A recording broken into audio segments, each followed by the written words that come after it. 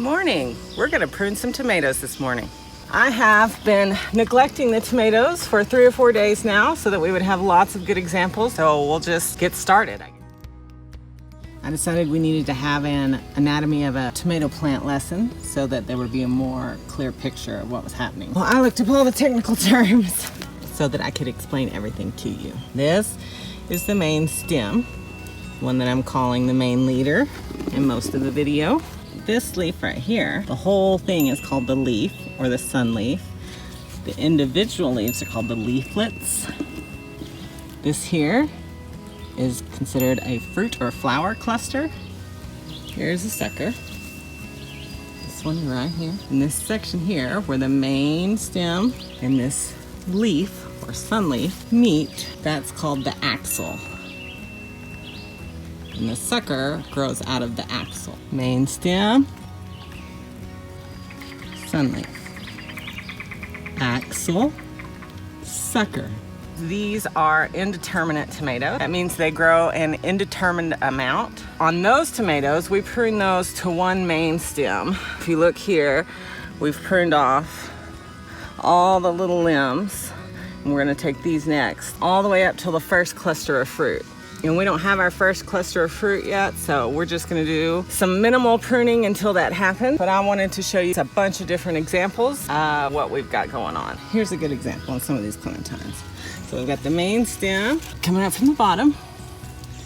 And we've got all the limbs trimmed off until we get to our first fruit cluster here, all the way to there. There's a sucker. We'll just start with this one. I'm gonna leave a little bit of a nub on this one just so that it will hold this clip. And then this is a sucker here. You just pinch that off with your finger. Same thing here. And that's all we're gonna do on that one. It doesn't take much. Well, I guess we could do this one too. And when it grows out more, we'll do some more trimming.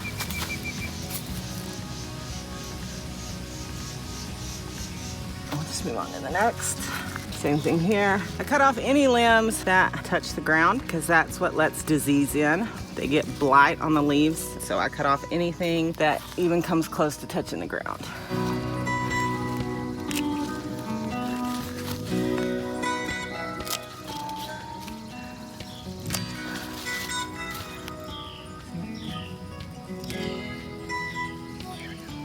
Here's a good example of a sucker right there.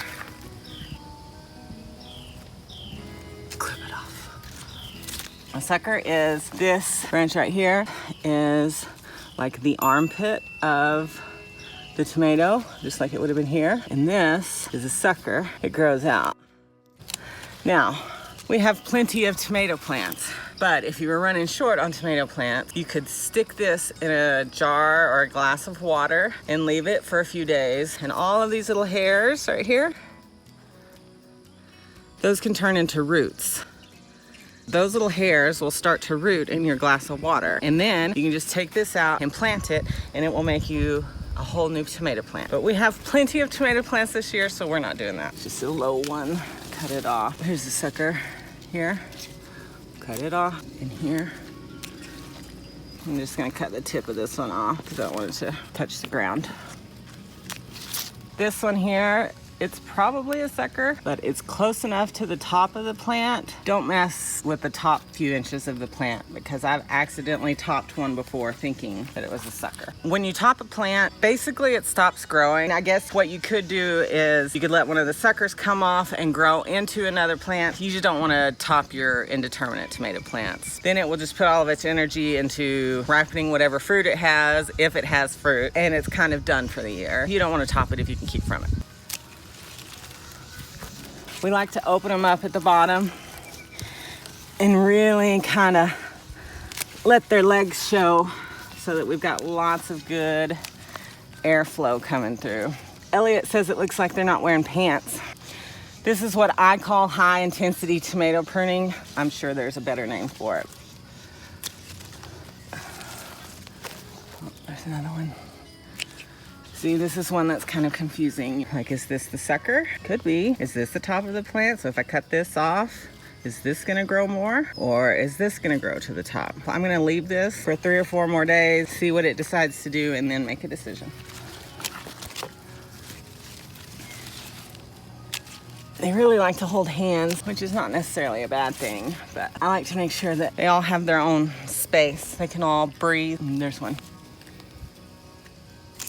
The reason that you need them to breathe is because tomatoes are blight prone. Mostly you want to water them at their base here so that you're keeping all the water off the leaves, any splashback off the leaves. You just want to keep the blight down. If you live in a dry climate, you could probably let them bush out more, do 2 main leaders if you wanted. When you say 2 main leaders, that's what we're talking about over here, possibly. Where this that looks like it's a sucker, this could be a main leader, and also, then this could also be a main leader. So if it got too far away from me and then it came and it had 2 great big stalks here and I decided to let it go and then they just came up, that would be 2 main leaders then. We just don't do that because of how humid it is here and how many tomato plants. Oops. You don't want to do that, what I just did. See how I accidentally ripped that? That's going to leave an opportunity for disease to get in there. I think it's going to be fine, but don't do that. Best practice is to always use the snips. Yes. See, if I had just done that, that wouldn't have happened. But sometimes it's hard to get your snips in there close enough.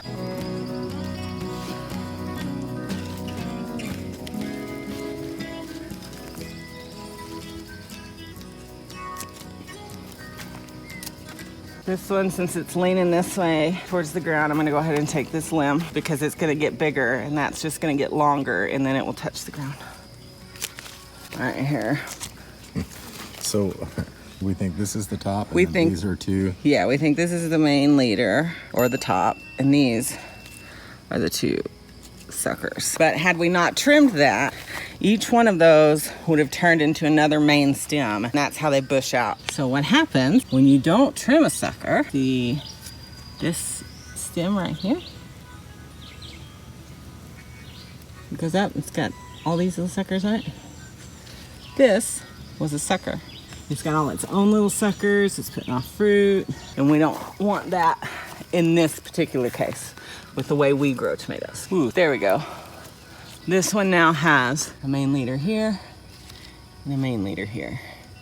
And so now I need to decide which one I want to keep and which one I want to get rid of. And so when I do that, I usually come in and look at it and see if one of them looks stronger than the other, or if one of them has blooms and the other one doesn't. They pretty much look exactly the same. So I'm gonna go with this one to come off just because that one's growing a little bit straighter. And then this will turn into the main leader and that will just heal itself. So this is a fruit set, and then that will be a main leader. This is a sucker that has now become another main leader. What I've learned earlier this week when I was researching is that when you have 2 of these and you need to make a decision on which one, the one that was the main stem of the plant will be the first one to set a fruit cluster. If you have a plant that is split and you're not sure, pick the one that has the first fruit cluster. That is the original main stem. Clip the other one off. Here's another example. It's split, these 2, there's the first fruit set. So this one would be trimmed off. Same thing with this one. 2 stems, they both look like main stems, but you can see that this one has the first fruit cluster. That will be the one to keep. That one right there is the one to trim off. And then you just carry on.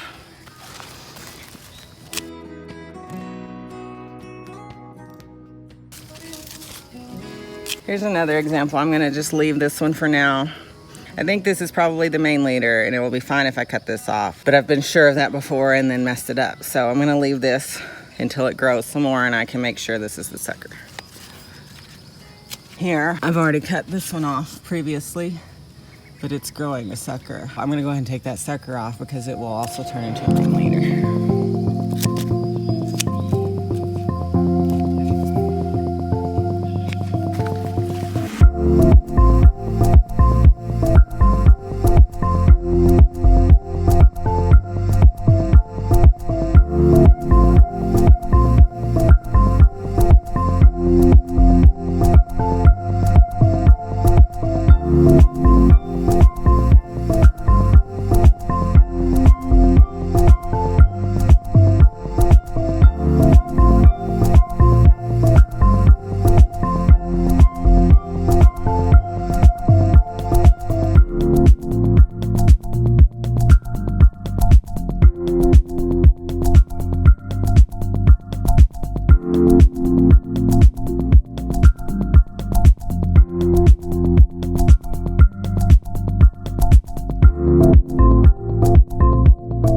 Here's our first fruit cluster. So I trimmed everything below that.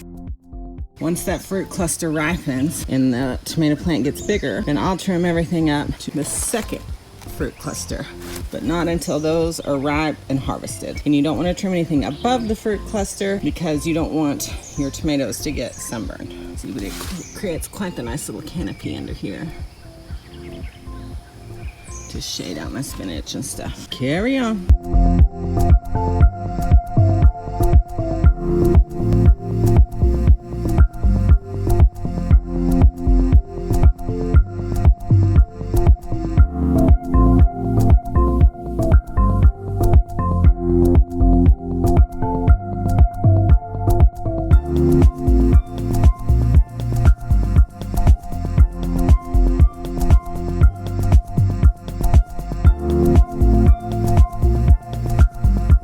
Okay, all 120 plants are trimmed up.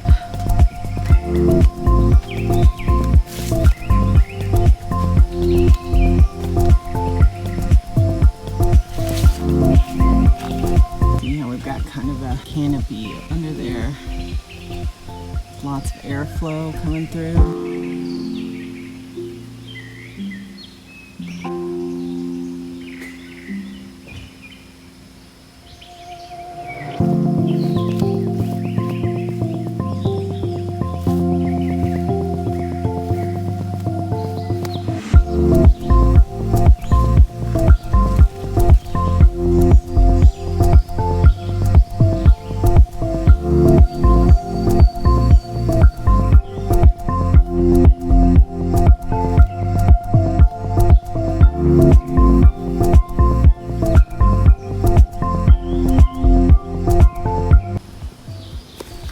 Here's a bunch of the clippings. What a beautiful mess.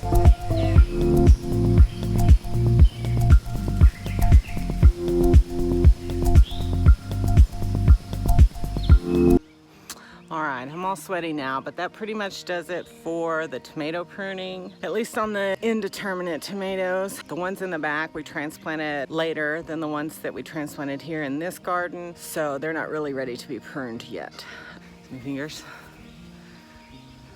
Use lemon essential oil to get that off of there. That should do it for the tomato pruning. Now, like I said before, I let these go for a few days so I could show you some examples. Generally, when I come in and I walk through the garden every morning with my cup of coffee, I pull off any suckers that I see. It's normally not this much, but with 203 tomato plants total, it's a lot to keep on top of. I hope you guys enjoyed this video. Be sure to ask some questions down below if you have any. We have a Facebook group now called Jana's Beautiful Mess. I'll try to remember to put the link below. Make sure you join that if you haven't. We like for people to come in there and post their gardening pictures and ask questions. We really want to make it a loving, supportive community. Please come over there and join us if you're interested. Give this video a like. Make sure you're subscribed if you're not already. Hit the bell icon so that you get a notification anytime we post a new video. We will talk to you guys later.